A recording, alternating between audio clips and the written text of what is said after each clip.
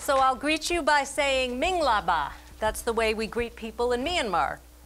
And I'm going to talk to you today about my experiences there on a trip I took in February of 2011. Now, this was only 1 month before historic changes started taking place in what was a very repressive regime. Many people had never heard of Myanmar before, and all of a sudden that spring it was catapulted to front page news. Myanmar used to be Burma. In 1989, the ruling military junta changed the name to Myanmar, a year after thousands were killed in the suppression of a popular uprising. The name of the capital city was changed from Rangoon to Yangon. Now, somebody had asked me if I would show a map so you could be sure to know where Myanmar was. You see that lovely purple area there? That is Myanmar. By geographical area, Myanmar is the second largest country in Southeast Asia. 1/3 of its total perimeter of 1,200 miles is in uninterrupted coastline. It's bordered by China on the northeast, Laos on the east, Thailand to the southwest, Bangladesh on the west, India to the northwest, and the Bay of Bengal to the southwest. So Myanmar has loads of neighbors. Now, although the crux of my talk is going to be to share my traveling experiences with you, we really have to start by looking at what's been going on in this country. So I'm going to back up to some post-World War II events. January 4th, 1948, Burma achieves independence from the British. 1961, U Thant from Burma became the first non-Westerner elected Secretary General of the UN. March of 1962, General Ne Win set up the military government that stayed in power until March of 2011. July of 1962, a peaceful student protest at Rangoon University was brutally suppressed by the military. Over 100 students were killed, and the student union was dynamited. Arrests began, and the government was so fearful of large gatherings that they broke up the main university campus into smaller bits located all over the country, just to prevent gatherings. 1964, all opposition political parties were banned. Commerce and industry was nationalized, and Ne Win began the process of isolating Myanmar from the rest of the world. July of 1988, Ne Win stepped down following protests against his rule, but the military regime remained in power, and civilian unrest grew as the standard of living continued to decline. May of 1990, the National League for Democracy, led by Aung San Suu Kyi, won 82% of the assembly seats in the first nationwide election in 3 decades, but the military never handed over power. 1991, Aung San Suu Kyi won the Nobel Peace Prize for her struggle for democracy and human rights. Now, the government expected her to pay taxes on her winnings, even though she was held under house arrest in Yangon. How's that for a deal? And as you may know, she was put in and out of house arrest over many years. In the year 2000, the EU stepped up economic sanctions against Myanmar because of human rights abuses. 2005, the government moved the capital from Yangon to Naypyidaw in the center of the country.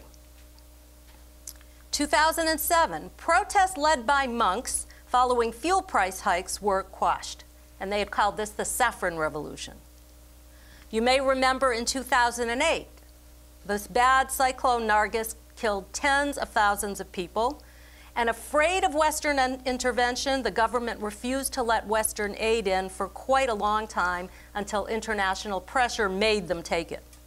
And that cyclone happened only 2 days before what was going to be a general election, the first election held in nearly 2 decades. Never mind that nobody could come to vote, the election took place anyway. And of course, the election was rigged, so what? March 30th of 2011, not that long ago, the military junta was dissolved to make way for a civilian government. They released some political prisoners and relaxed some media restrictions. Why were they doing this? Well, there were a couple of reasons. Now, for starters, the 78-year-old head honcho was ready to retire. He had his guys in place. He wanted to see a smooth transition to the people of his choice. So that was his way of handling things. And the other thing was to attract much-needed foreign investment to a country that only 50 years ago was one of Southeast Asia's most prominent and wealthiest, the world's biggest rice exporter and a major energy producer. So in November 18th of 11, Obama announced that he would send Hillary Clinton to Myanmar, a dramatic move because she would be the first Secretary of State to visit Myanmar in more than 50 years. So Hillary arrived on November 30th, and Obama's goal was to loosen the ties that the military rulers had with China. China and Myanmar were having some tensions, and China was the second biggest trading partner for Myanmar after Thailand. And Beijing had poured billions of dollars of investment into Myanmar to operate mines, extract timber, build oil and gas pipelines.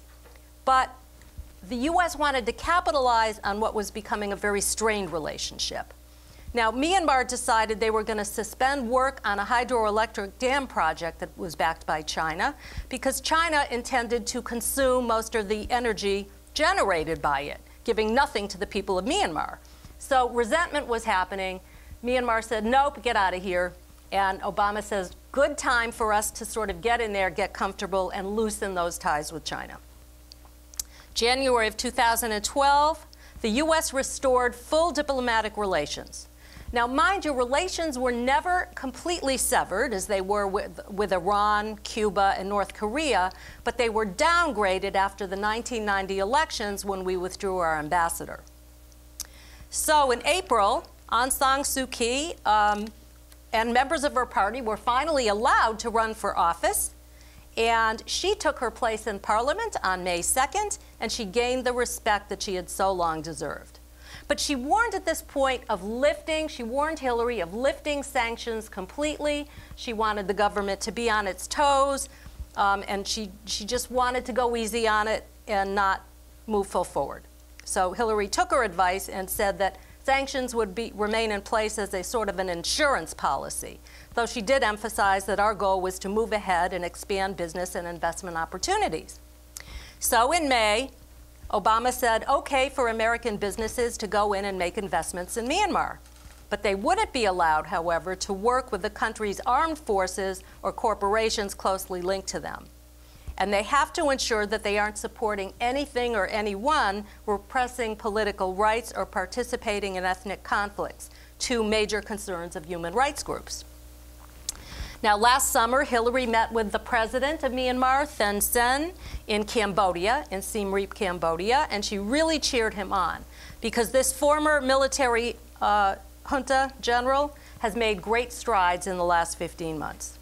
He's begun to liberalize Myanmar's economy, released 670 political prisoners at least, permitted more media freedom, and allowed the formation of political parties and held peace talks with some of the rebels.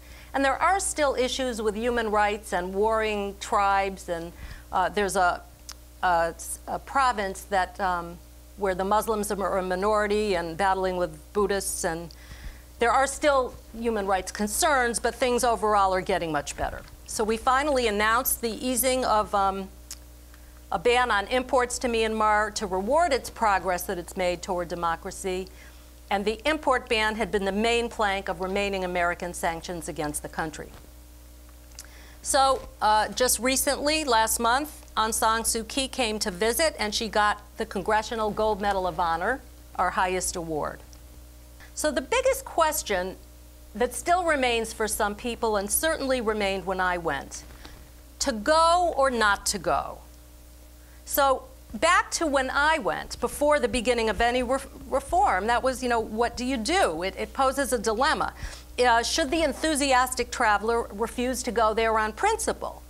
Does visiting the country and spending my dollars there show support for the last reigning military junta and now its remnants? And my answer to that would be an emphatic no. Now, granted, you have to pay some small entry fees to some tourist sites and a $10 airport departure tax that went to the government.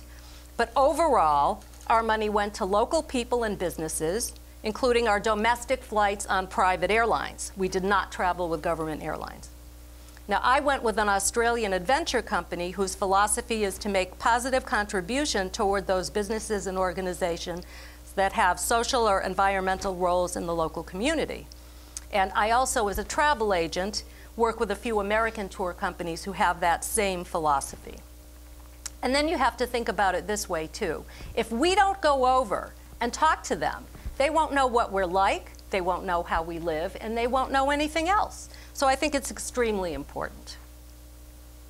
Now, we as travelers, back then, were not affected by the political climate at all. We knew of the government repressions, of course, and the way they would treat their political dissidents, but we never felt any atmosphere of repression at all, and nor were we restricted in moving about the country. Some countries you go to, if you go to Tibet, the Chinese tell you where to go and when to eat, and it's all very regulated. This was not like that at all. Our guide did tell us, interestingly, there were two very good things that the regime has accomplished, which both had an effect on us. First, learning English in primary school is mandatory, so people did pretty well speak English.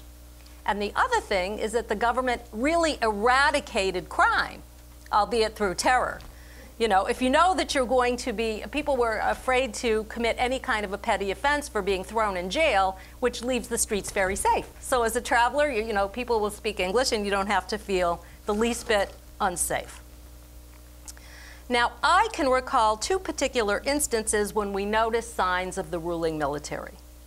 We went up to the top of Mandalay Hill for a view of the city. And in one direction, there was this enormous prison. Now, why would you have an enormous prison in a country with no crime? Of course, for the political prisoners.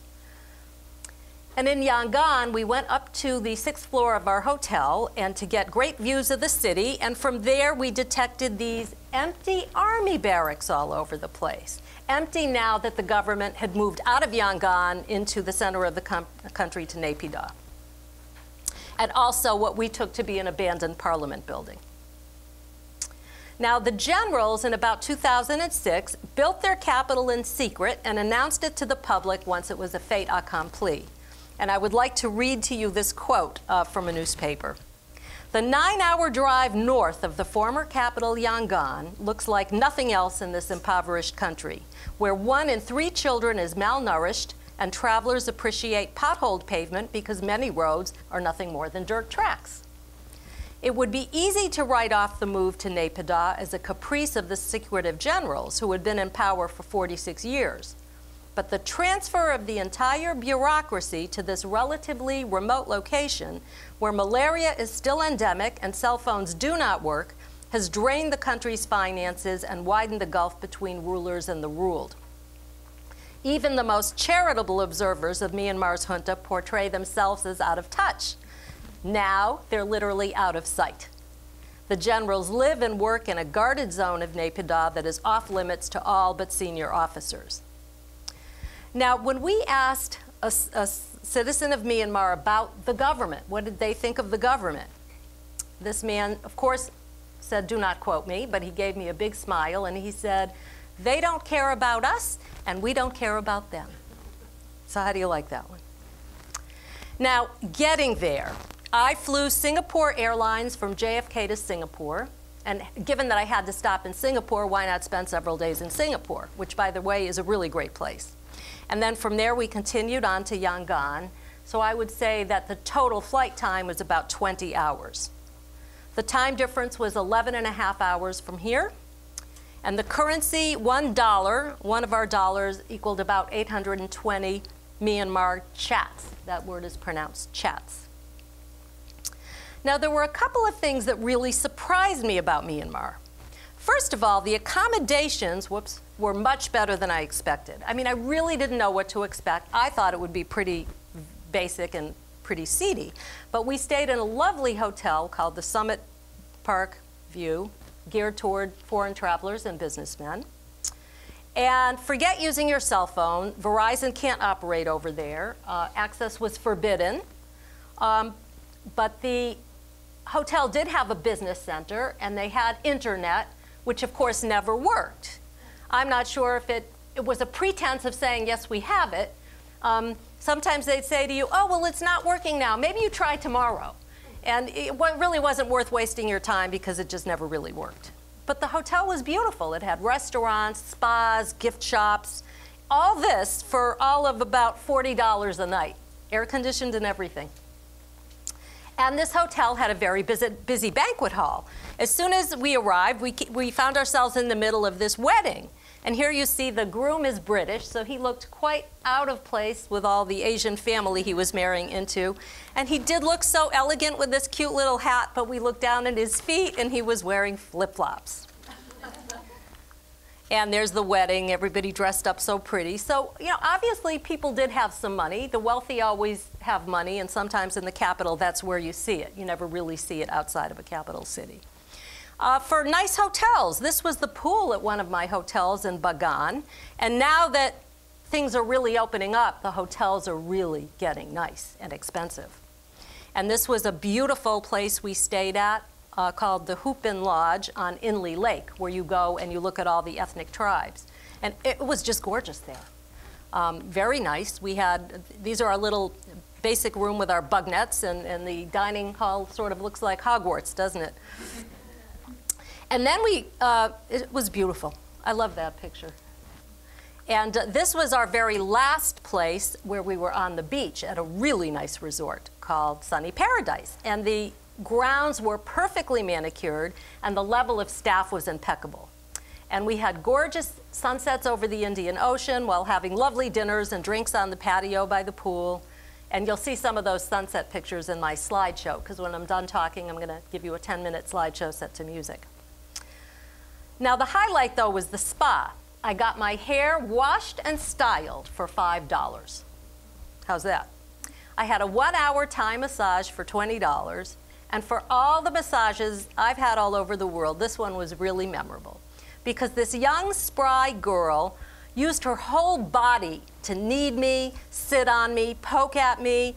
She used my dead weight for resistance, and she pushed and she tugged. And for me, I'm used to deep tissue massage, so I was not really bothered. I didn't dare open my eyes, though. But my poor friend who was getting worked on next to me was entirely black and blue for the next week. Now, the second thing that surprised us was that the country was a lot more developed than we expected, but that development seemed confined to the cities. We were told that because of the sanctions, without enough foreign investment, there was just little to boost developing industry. And even with China, it just wasn't nearly enough. So we were surprised to see a fair amount of cottage industry, especially around the Inle Lake area. And after watching some of the workers and listening to explanations, we could always count on a full-scale shop at the end and stuff to buy. Always things to buy. So we looked at sculpture making, which usually does center on religious art and loads more Buddhas than you could imagine. Weaving, bronze making.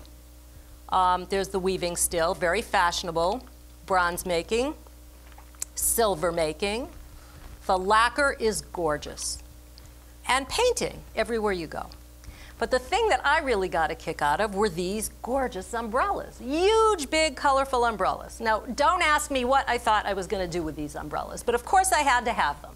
And I don't just get one, I have to have one in every color. So I bargained for about 5 of them, and finally I got them for about $8 each. And the man beautifully wrapped them for me in brown paper, made a handle so I could get them home. And we had a few days of traveling before we were going to get back to the capital. And I put this package up on top of the bus. A couple days later, I go to get it down, and that brown paper was all stained with dripping butter. Because how they waterproof these umbrellas is with diesel fuel and butter. And they hadn't completely dried yet. Great. So there I am with this really disgusting package, but I was going to keep these umbrellas, and I thought, well, the hotel was so nice about having me patch them up and make it look nice so I could get through customs with everything. And then, of course, I brought them home in the dead of winter, opened them up to dry in my basement, and we're just lucky the stuff just didn't go flammable. My basement stunk of diesel fuel for about a month, and they finally did dry, but I don't know what to do with them. And there's the lovely gentleman who sold them to me. And you can see how big these things are, but I get these ideas in my head. I just got to have it. I'm there. So if anybody needs to borrow an umbrella. Now, we also watched a gold leaf making demonstration that was really quite interesting because, and I show it to you because Myanmar is called the Golden Land. Everything is about gold. The Burmese love gold. They use it everywhere, on their pagodas, their monasteries, musical instruments, jewelry, everything is gilt. So here's the demonstration, and this is the way they laid it out for us. Gold leaf takes a beating, and they show you making gold ribbon from solid gold, okay? So you increase the size of it by beating it for 30 minutes, and that's the first time of beating. Then you cut that piece into 6 pieces and you beat again for another 30 minutes, second time beating. And then you increase the size more by beating for 5 hours. Very good for aggression issues. And so finally it's thin, thin, thin, and they package them up in paper and in a square package to buy. And there are the girls, you know, getting it all together and bundled up. Now let's take a look at 2 very important religious sites in Myanmar that both dazzle with gold. And the first one is the Shwedagon Pagoda in Yangon. Now, it's a stupa, the shape of a stupa. A stupa is a Buddhist monument in the shape of a cone, often thought to have held the relics of the Buddha. So maybe once upon a time there was relics of the Buddha in some stupa, but now of course it's a symbolic shape that is used in all Buddhist temples and worship. Now that one big stupa that you saw is really unbelievable, but it's I'll just back up. 80%, 89% of the people in Myanmar are Buddhist, okay? Now the Shwedagon sits on a hill about 190 feet above sea level, so you can just imagine how that big stupa dominates the landscape. But there's so much more really than meets the eye because the whole site of the Shwedagon is 12 acres and has more than 60 golden stupas around the perimeter of the complex. And it's a real scene. People coming, going, making offerings, praying. You've got your praying monks, your worshipers, and then Hillary doing the same thing, making an offering to this Buddha when she was there.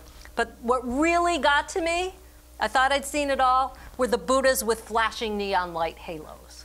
You think you've seen it all. And there is that beautiful stupa at night as seen from our hotel floor. It was very useful up there. And that big orb on top, it's studded with 1,800 carats of diamonds, real diamonds. So the next golden site that's very important is this country is a place called Golden Rock. And it sits way up on top of a mountain that I can't even pronounce. But as you know, I mean, looks like if you took one breath and blew, it would just come over.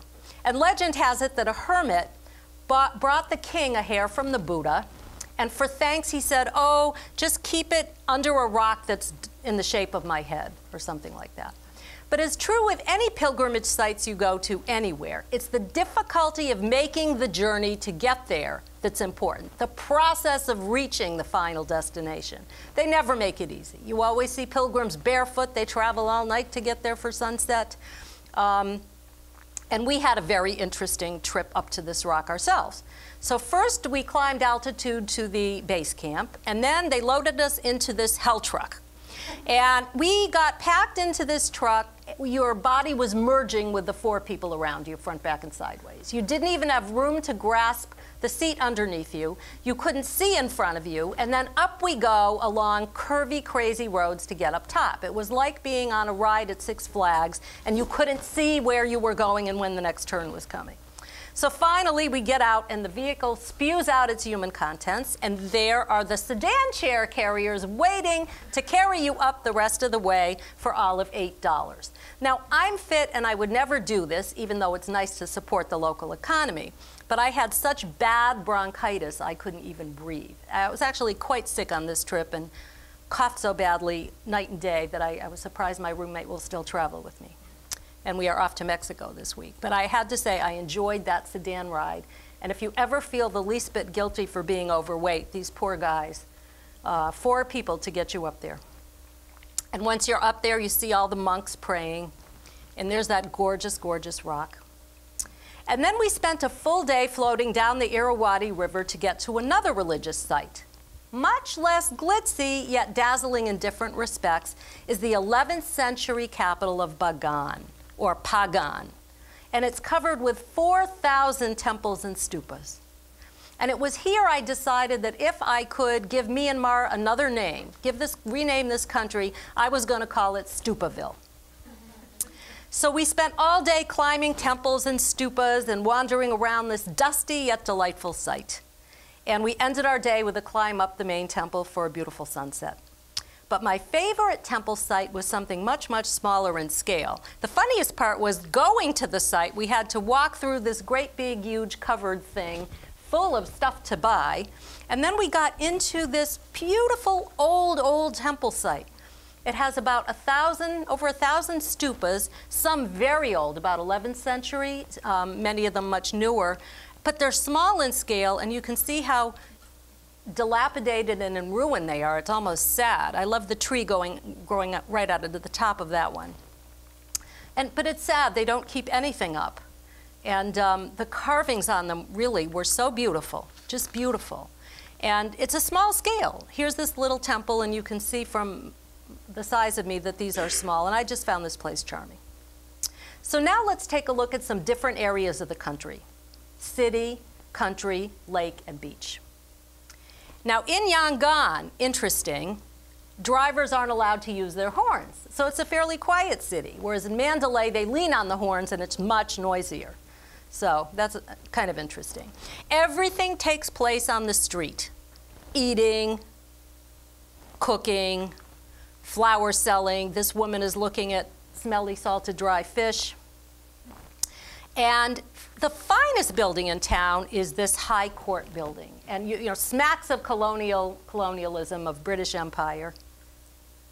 But sadly enough, most of these lovely old buildings are really falling into disrepair. And we definitely got the sense that once the government pulled out of Yangon and moved their capital, that they were not taking care of the city anymore.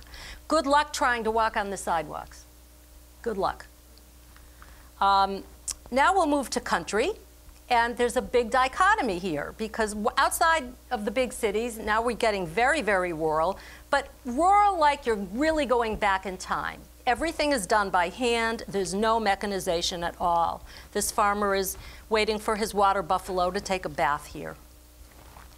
And you've got plowing, you've got bathing and washing in the river. You move hay by piling it up and getting the oxen to go. And there's the oxen. People carrying things. Fascinating topic. Around the world, people carry things, and I'm going to do an exhibit at the Forbes Library in Northampton this summer. Who carries what, why, and how? Very interesting when you look at your pictures from all over the world and see who's doing it, what they're carrying. And this was so neat. These little canals along the country were dotted with these lovely little bridges made out of bamboo poles. So you get to be a tightrope walker and sort of balance yourself on this little bamboo pole and hold these 2 really stringy-looking bamboo poles to cross that. And don't think I tried that. And overladen stuff. I mean, they just loaded on. There are bags of rice going all over the place. And you know, you can't imagine that this truck wouldn't fall over sideways. And in Tibet, I did see a truck fall over sideways. It got stuck in the mud, went plop. The whole town stopped, and they had to wait hours. We had to just wait. There was one road, and nobody was going anywhere for about 6 hours. So it was nice that our bus kept a little bit of a distance behind something like this.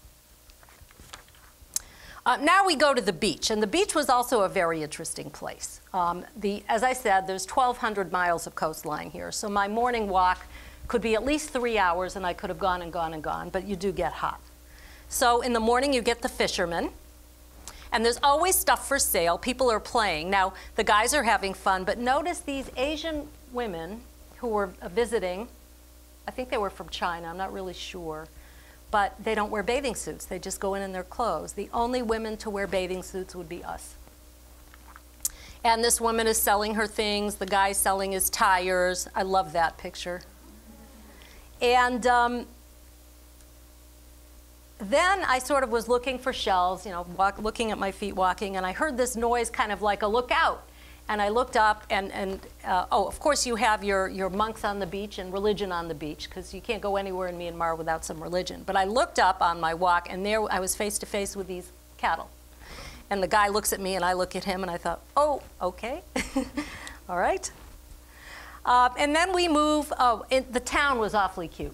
The little town, the dusty little road of a town near our resort where you see the bananas hanging and the dried fish, lovely dried fish.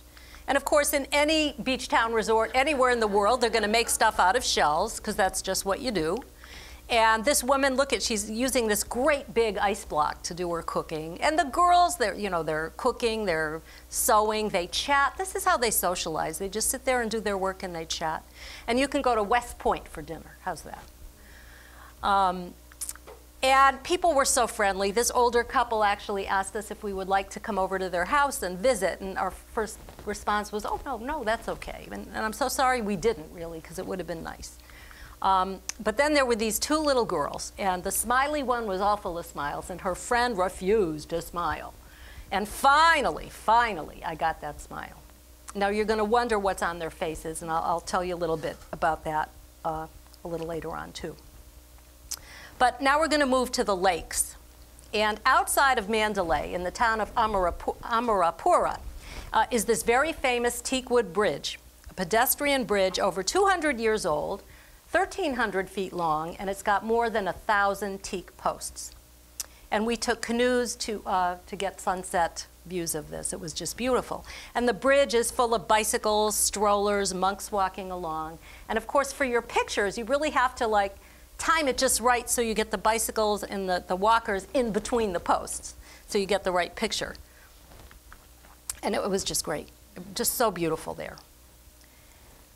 And then we got to Inle Lake, and we traveled by these little dugout canoes through all of the inlets. And it's really like watching people in their backyards. This vegetation actually grows on the water. It forms its own foundation, and they can even grow tomato plants right on it. It's like floating gardens, really. And you just see everybody's laundry, their flowers, their cooking, the monks with his bowl, and everybody just looks up, and they're all so friendly. And this woman was making these super thin rice cakes. You know, you've tried to make a thin pancake, and usually you goof it up. Well, this was so thin. And she could lift it and flip it, and then you put them out to dry. You can see how brittle and thin those are. And there was Grandma and Grandpa there. And those faces are just fantastic. Now, what's really fun in Inle Lake is seeing their famous one-legged fisherman. That's the way they fish. They row with one leg, and then they drop the basket, the conical basket down, plunk it into the water to get their fish. So the lake is shallow and weed infested, and that's what they do. They sort of drop the basket down vertically to catch the fish. Now, then there is a tribe near the Thai border called the Padwang tribe. And they have an interesting custom that is fairly controversial. And you may have heard of the long neck women. Now, starting at around age 16, it's traditional custom for women to be fitted with brass rings around their neck, which weighs down the collarbone and the upper ribs, pushing the shoulders away so you get this very elongated neck. And initially, there's one really heavy one, and that sort of breaks things and gets things going, and then they start adding these other rings that stay on permanently. And guidebooks, of course, call this abuse. They say that this is really horrible, that these women are out there to be used to make tourist money or get money. And our guide was really angry about that. He said, don't believe anything you read. This is a very old tradition, and once upon a time, supposedly, there were tigers running around, and the rings kept the women from being bitten in the neck. Do you buy that one? And that girls, of course, this isn't forced on them. They have discussions with their parents and the village as to whether or not they want to do this. Well, how many young girls do you know that are capable of making a decision like that? So really, who's to know? But I will say this much. The only place we saw these women was in tourist places where they would pose for pictures, take a little money, and then do a little bit of weaving. So you have to wonder. But it was interesting the way our guide was vehement that this is not something bad, it's tradition, and that they're not forced. So I don't know. But then I want to talk to you about some of the quirky things I noticed in this country. And this is a place called the Jumping Cat Monastery. Because over the years, over the centuries, the monks would have long, boring days, so they would teach cats to jump through hoops. And that's what they do, so they're very happy to give, when tourists come in, they're very happy to give you a little performance. And the cats are very happy, of course, to have a treat. And then, how weird is this? This monk in the same monastery is sitting next to this baby doll. And I couldn't figure that one out at all. They said maybe if you wanted to come and pray for the health of your child or whatever, that baby doll was a substitute for like a real baby. Still sounded weird to me. Bigger is not necessarily better. Buddha is in the town of Bago, and in Bago they even have a pagoda bigger than the Shwedagon in Yangon. But this reclining Buddha measures 180 feet long by 53 feet high, and it's painted concrete. And I have to tell you, it's about the ugliest thing I've ever seen. There was nothing aesthetically pleasing about this Buddha. But what was interesting is that if you stood in just the right place, at just the right lighting, you could watch the Buddha achieve enlightenment. The sun was just there, and I thought, aha. Another weird thing are how people keep their hair up. They just stick a comb in. Okay? And yes, gentlemen, you even have to cough up flowers for your wife in Myanmar on Valentine's Day. You can't go anywhere in the world and escape that one. But I'm going to finish today by telling you about really a very memorable thing that happened to me on my very last day in the country. And my friend Margaret and I had the morning to ourselves to wander around before going to the airport. So we took a guidebook and figured we'll just make a route. We had a few hours. And there were these two little girls.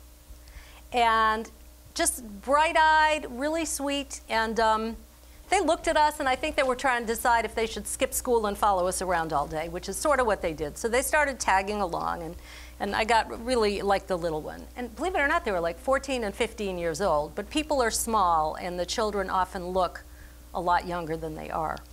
And the makeup, I told you, I'd tell you about this makeup. It's called Tanaka. And men wear it, children wear it, and women wear it. It's an herbal paste made from the bark of a tree that grows in Myanmar and around the Himalayas. And it's worn by everybody. It's good for the skin. It can cure skin irritation, acne, pimples, and sunburn.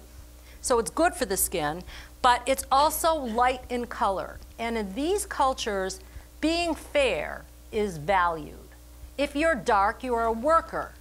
So even in the fields, and you've seen Asian women often cover up. Big hats, long gloves, they cover their faces, they don't want the sun, they don't want to be tanned. So the light color makeup is considered a thing of beauty. So these girls follow us around, and we grabbed their hands and had fun, and I wanted to see the Strand Hotel, the old British hotel from 1914. And it was interesting, as we got up the steps to the hotel, the girls just knew to stay back. They knew that that wasn't a place that they could go into.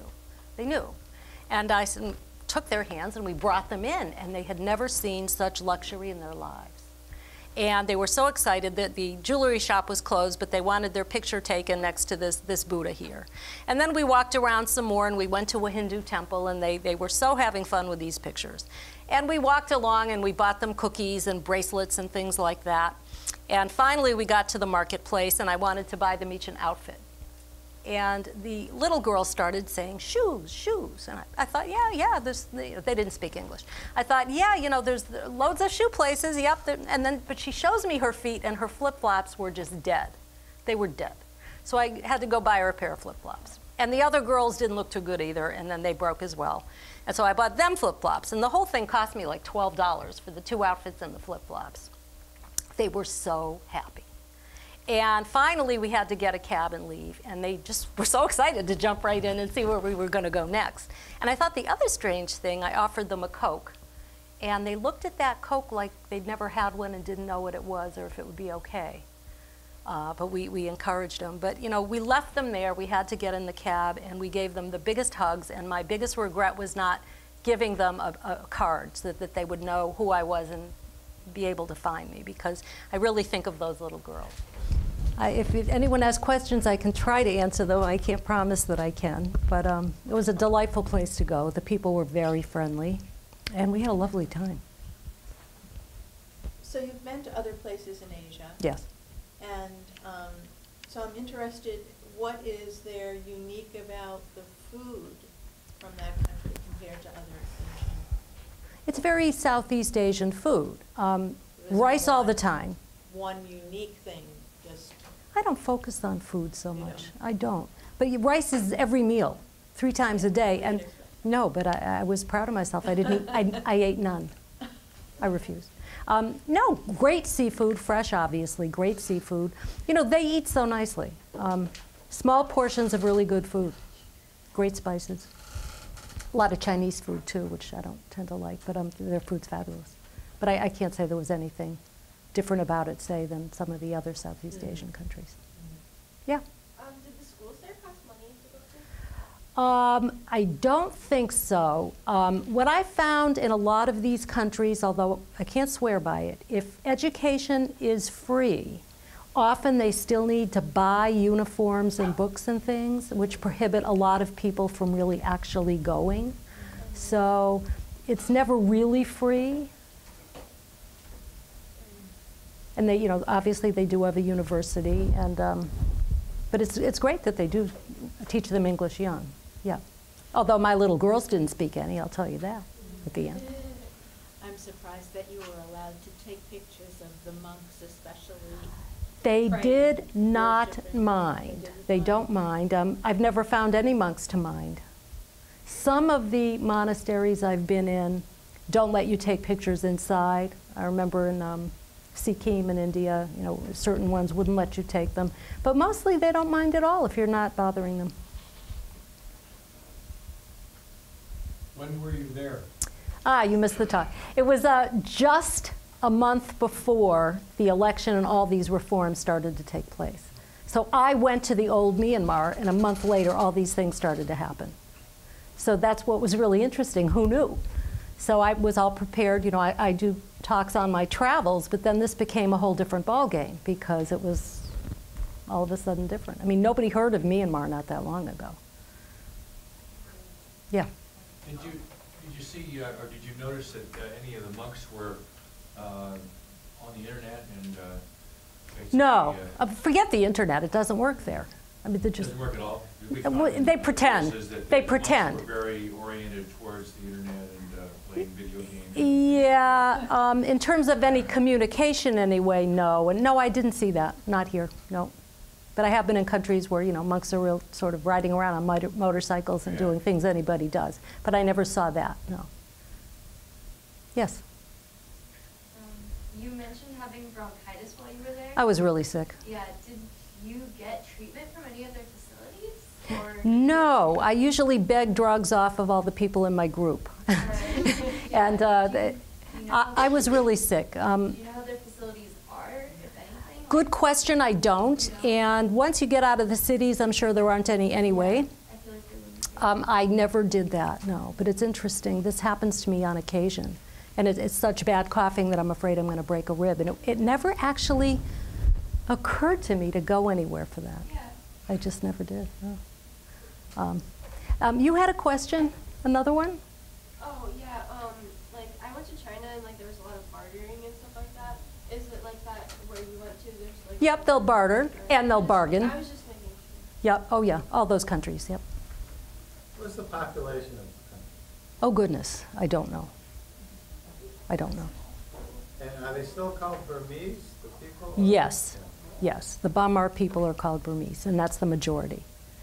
But I did prepare for a talk on Madagascar, and they have 20 million people. Myanmar, I don't know. But it's again, the second largest country in Southeast Asia. It's a big country area-wise. But I don't know. But it's so amazing from the city to the country. It's like a whole nother deal. So it's a fledgling democracy. We'll see. Time will tell. They're trying. They need foreign money. I mean, they used to be the biggest rice producer in Southeast Asia, and they got to where they actually had to import and still didn't get enough. I mean, they were run to the ground. They were a very prosperous country that was run to the ground. So we'll see. This is all new stuff. And a lot of human rights people and a lot of skeptics really don't buy any of it and aren't sure they'll ever do enough too quickly, but it's a move in the right direction, and they're being supported. Yeah. How did you travel? Did you have In a guide? bus, we did have a guide. We also had a pretty decent bus, and we went all over the place, all over the place. So you picked the tour, or I did, an Australian tour company. There were about 14 of us, maybe. Some British, a couple Australians, mostly British. I was the only American. Do we have an embassy there, an American embassy? I'm sorry. Is The- there an American embassy there? Oh, no, there wasn't. There were no relations. Now there is, or? We are starting to send somebody over there. Whether or not they actually have an embassy, you know, as of last month or so, I don't know what they've got going. But I don't know. That's interesting. If we're going to have diplomatic ties, then I guess we'll have to build one. Well, that was another neat thing about Madagascar. We built this huge American embassy, huge. And then they had this big economic and bad downturn. You know, they sort of go through periods of rulers and then no government before the next thing, and it's a bad time. So 2009 was a very bad time. And no sooner did we build this big, huge embassy, it's empty. I mean, stuff is weird around the world. But, you know, we'll see. I mean, they're wonderful people. And it's a fun place to go.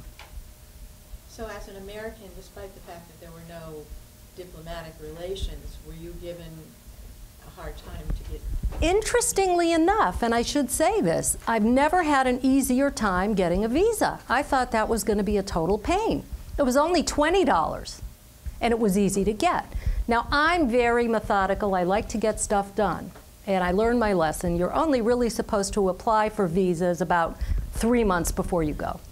And good thing I looked at it when it came back to me, because, you know, it's good for so many days from when you apply. And of course, the visa wasn't lasting through my entire trip. The guy didn't read my paperwork or didn't care. And I had to reapply for a new visa. Forget the $20, it's the FedEx both ways that can kill you. So now I know better. Live and learn. But it was a very easy process. I've had interesting visas. I remember going to Libya. It was Gaddafi, like one day he'd give them out and then the next day he wouldn't. And you could sign up for a trip and pay for a trip and then find out you weren't getting your visa. Right after I got in, people couldn't get in. And it was just what he felt like. But, you know, I'm so glad I did the things I did. And I'm so glad I went to Syria when I did. I think my biggest regret was I never got to Iran before 9/11. Because I know loads of people that loved it there. And I still would like to go, but it's just not the time to go. And my husband says he won't pay for it anyway. So. Loads of great places to go. You are a travel agent? I am. Which, I have my own Great Dane Travel, affiliated with a company out of Connecticut. I don't do a lot, but I do clients who like to go to exotic places. I also am getting more into my photography and speaking too. So doing a little of everything. But I love to travel, and I'm going to do it anyway.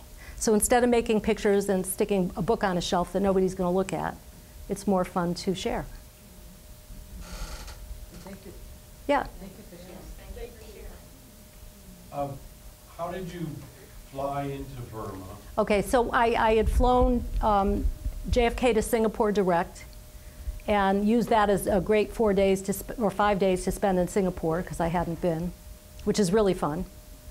And then on to Yangon from there, Singapore And is the Air. airport in It was okay. Yangon, is it It was fine. like 1930 or? No, it was nice. I'm telling you, it was nice. Oh. It was nice. Yeah. And in fact, in Singapore, the orchid gardens are unbelievable. So I have some pictures out here. I'm actually doing an exhibit at the Cooley Dickinson in December, and I've got a long corridor. And my thing is faces of people from around the world. So I'm going to do a wall of faces and then a wall of flowers, international faces and flowers. So I encourage you to come look at my things and that's that. So thank you for coming out on this crummy night. Thank you.